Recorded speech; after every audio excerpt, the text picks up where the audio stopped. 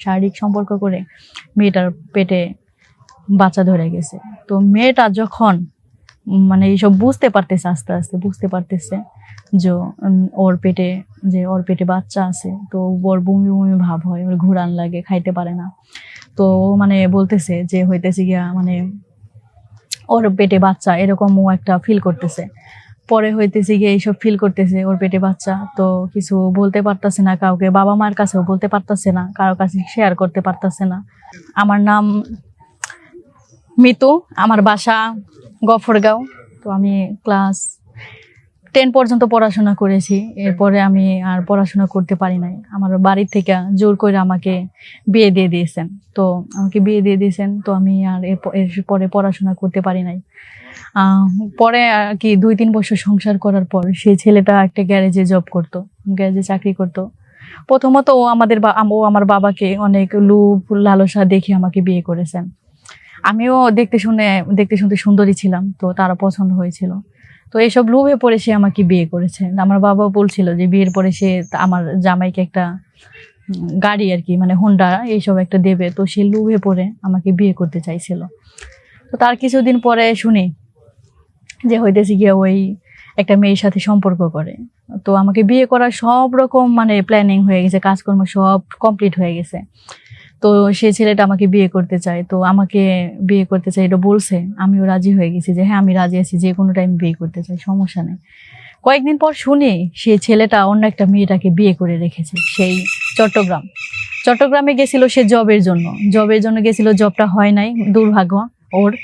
তো সেইখানে একটা মেয়ের সাথে সম্পর্ক করে সেখানে তাকে লুকিয়ে বিয়ে করে রেখে এসেছে। তো সেখানেও সে মানে তার কাছে আমার কথা বলে, মানে আমার নামে মানে খারাপ খারাপ কথা বলে, বাজে কমেন্ট ওর কাছে করে, আবার ওর কথা আমার কাছে বলে, মানে ও দু জায়গায় ভালো থাকতে চায়। তো বিয়ে করে রেখে আসে সেই মেয়েটার কাছে আমার নামে এমনই কথা বলছে যা বলা যায় না, মুখে বলা যায় না। তো সেই মেয়েটাও বিশ্বাস করছে, তো সেই মেয়েটা ওর সাথে সম্পর্ক চালিয়ে গেছেন। তো মানে আর কি পরে সেই ছেলেটাও আমার সাথে সম্পর্ক চালিয়ে, মানে দুই দিকেই ঠিক থাকছে। তো যখন মানে ওই মেয়েটাকে বিয়ে করে রেখে আসছে, আমাকে বলতেছে যে আমাকেও বিয়ে করবে। সেই মেয়েটার কোনো একভাবে ওর ফোনে থেকে আমি মেয়েটার সাথে কন্ট্যাক্ট করি। তো মেয়েটাকে জিজ্ঞাসা করি যে তোমার সাথে ওর কি সম্পর্ক। পরে বলতেছে তোমার সাথে ওর কি সম্পর্ক, আমি ওর বউ লাগি। আমি বলতেছি তুমি যদি ওর বউ হও তাহলে আমি কে। পরে ওই বলতেছে যে আমাকে বিয়ে করে রেখে আসছে ওই।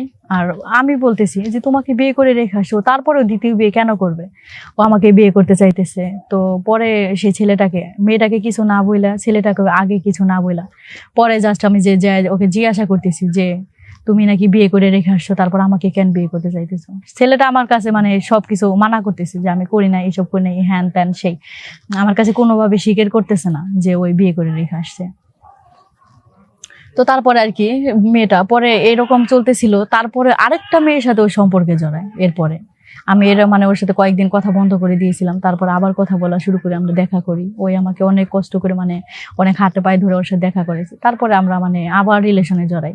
ও বলে যে আগের মেয়েটার সাথে ওইটাকে আমি বিয়ে করে নেয়। যাই হোক, ওর কথা ও এমনই ভাবে বলছে, আমি ওর কথা বিশ্বাস করে ফেলাইছি।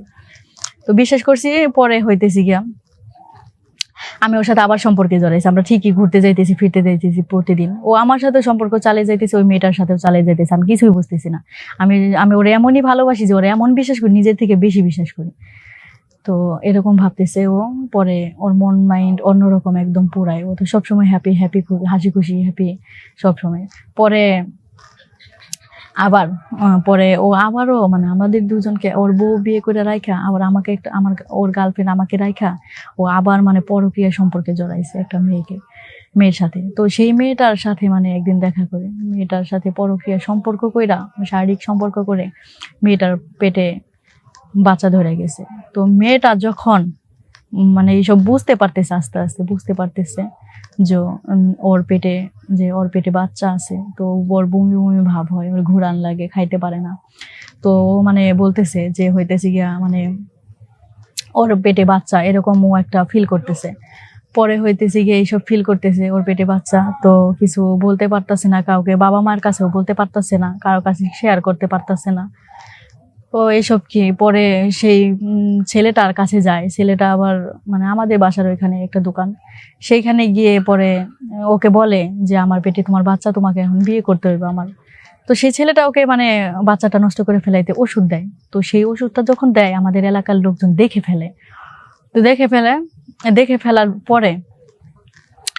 ফেলার পরে ওরে ধরে ফেলাইছে সবাই মিলা, যে তোর বাচ্চা ওর সাথে থাকতে পারছিস, তোর এখন বিয়ে করতে পারবি না কেন, বাচ্চাটা নষ্ট করতেছিস কেন। তো সেই ছেলেটা আমার বয়ফ্রেন্ড আর কি বলতেছে যে আমি তো বিয়ে করে রাইখা আসছি। পরে সবাই মিলে এলাকার সবাই মিলে ওর আটকাইছে, ওর ধরছে যে তুই অন্য জায়গায় বিয়ে করে রাইখা আসিস, তারপর অন্য মেয়ের সাথে সম্পর্ক করে ওরে প্রেগনেন্ট বানিয়ে দিছস, ওরে মা বানিয়ে দিছস, তো এইটা কিভাবে সম্ভব। পরে এখন কি করবো, এখন আগের বউ মানে সে আবার বলতেছে যে আমাকে বিয়ে করে নাই। এটা ও মানে লোক সমাজের ভয়ে, সেই আগের মেয়েটা ওর প্রথম বউ বলতেছে আমাকেও বিয়ে করে নাই। কারণ ও যদি এখন এখানে আসে, ও অনেক বড় লোকের মেয়ে, ও এখানে আসলে ওর মান সম্মান নষ্ট হয়ে যাবে। তো এভাবে কি ও এখানে আসতেছে না আর ও বলতেছেও না। পরে ও এখন মানে কোর্ট আইনের ব্যবস্থা নিয়ে ওকে মানে সেই যে মেয়েটাকে বিয়ে করতে হয়েছে, পরে বিয়ে করছে, এখন সংসার করতেছে। তো আমি এখন আমার মতো, এখন আমি সব হারাইয়া পথে বসছি আর কি। তো এখন আমার মনে একটা জিদ এসে পড়ছে, ওরা তো সংসার করতেছে, তো আমিও কেন পারবো না। তো আমি এখন হইতেছি গিয়া একা একাই থাকবো। আমার এখন যা মন চায় তাই করি, যখন যেখানে যাইতে মন চায় সেটাই করি। আমার বাবা মা আমাকে অনেক আদরই করে, তো এখন কারো কথায় পাত্তা দেই না, কারো কথায় মানে কান দেই না, যখন যেটা করতে মন চায় সেটাই করতেছি। তো কথা আছে না, সিঙ্গেল লাইফ ইজ বেস্ট, সেটাই মানে একলা থাকা অনেক ভালো, কারোর সাথে মানে এইসব রিলেশনে জড়ানো ভালো না। আর আজকালকার ভালোবাসা একদম পানির মতো, যেমন একটা টিস্যুর মতো, ইউজ করা শেষ তারপর তার মূল্য শেষ, এরকমই একটা কথা। তোমরা সবাই আশা করি আমার ছোট ছোট সিনিয়র ভাই বোনেরা বা আমার জুনিয়র ভাই ও বোনেরা, তোমরা এটা ভিডিওটা আজকে তোমাদের জন্য, তোমরা সবাই বুঝতে পারতেছো যে মানে এইসব মানে ফালতু ছেলেদের সাথে সম্পর্কে জড়িয়ে কোনো লাভ নাই। আগে তাদের সম্পর্কে সব ডিটেলস বের করবা, জানবা শুনবা তাদের সম্পর্কে, তারপরে তাদের সাথে সম্পর্কে জড়াবা। তো আমার মতো ভুল তোমরা কেউ করবা না। আজকে দেখো, তো আগে কত খুশি হ্যাপি ছিলাম, আমার জীবনটাই নষ্ট হয়ে যায় এখন একটা ছেলের জন্য। দেখো, একটা মানুষের জন্য একটা জীবন নষ্ট হইতে পারে, ভালো হইতে পারে। তো তোমরা সবাই তো বুঝতে পারছো, তাই না? তো আমার প্রিয় ভাই ও বোনেরা, তোমরা সকলে ভালো থাকো। আসসালামু আলাইকুম।